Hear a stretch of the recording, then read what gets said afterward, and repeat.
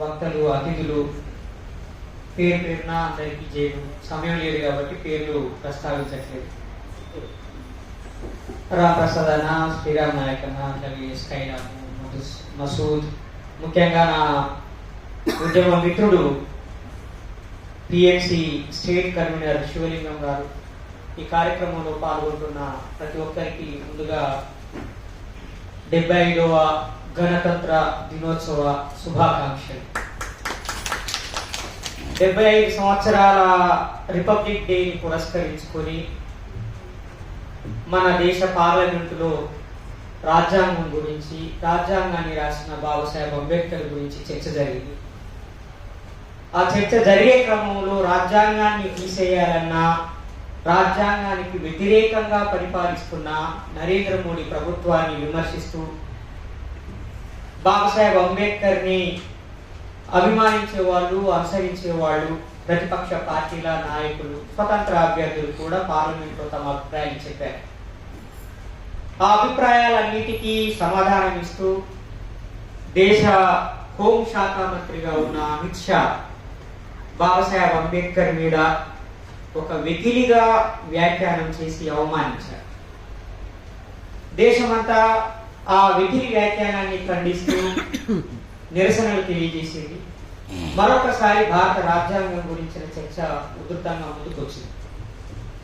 BJP గత 10 సంవత్సరాలుగా అధికారంలో ఉన్న సందర్భంలో 2 సార్లు భారత రాజ్యాంగం గురించి చర్చ చేపట్టడం జరిగింది. బాబాసాహెబ్ అంబేద్కర్ 125వ జయంతి సందర్భంగా ఒకసారి 2 రోజుల పాటు పార్లమెంట్లో చర్చ చేశారు. నరేంద్ర మోడీ స్వయంగా ఛాయ అమ్ముకునే నేను ఈ రోజు దేశానికి ప్రధానమంత్రిని అయ్యాను అని అంటే దానికి కారణం బాబాసాహెబ్ అంబేద్కర్ రాసిన భారత రాజ్యాంగం అని ప్రకటించారు. ఆ ప్రకటన దేశమంతా గమనించక ముందే, చర్చ జరగక ముందే బయటకు వచ్చి కొద్దిమంది కొన్ని నెలల్లోనే నరేంద్ర మోడీ ప్రభుత్వంలో క్యాబినెట్ మినిస్టర్ గా ఉన్నటువంటి ఒక వ్యక్తి ప్రెస్ మీట్ పెట్టి మరీ మేము మరొకసారి గెలిస్తే ఈ రాజ్యాంగాన్ని తొలగిస్తామని ప్రకటించారు. హౌస్ లోనేమో అంబేద్కర్ ని కీర్తిస్తూ, హౌస్ బయట అంబేద్కర్ ని అవమానిస్తున్నారు.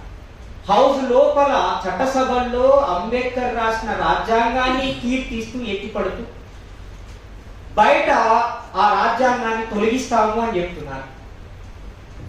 ఈ రకంగా ఈ దేశంలో ఉన్న పాలకులు రాజ్యాంగానికి వ్యతిరేకంగా ఒక ప్రచారాన్ని చేపట్టినప్పుడు ఆ ప్రచారాన్ని తిప్పికొట్టడానికి, రాజ్యాంగం పట్ల ఉన్న ఒక అవగాహన స్థాయిని పెంచడానికి, లిటరసీ ఆఫ్ కాన్స్టిట్యూషన్, అక్షరాస్యతని పెంచడానికి ఈ పూలే అంబేద్కర్ నాలెడ్జ్ సెంటర్ 60 రోజుల పాటు ఈ కార్యక్రమాన్ని చేపట్టడం నిజంగా మనం అందరం అభినందించాల్సిన విషయం. బీసీకే పార్టీ తరఫున నేను మనస్ఫూర్తిగా అభినందిస్తున్నాను. మిత్రుడు, అలా చాలా విషయాలు ఉన్నాయి అని మనం ఇప్పుడు చర్చించే సందర్భం కాదు, సమయం కూడా లేదు. ఈ సదస్సుకు పెట్టినటువంటి టైం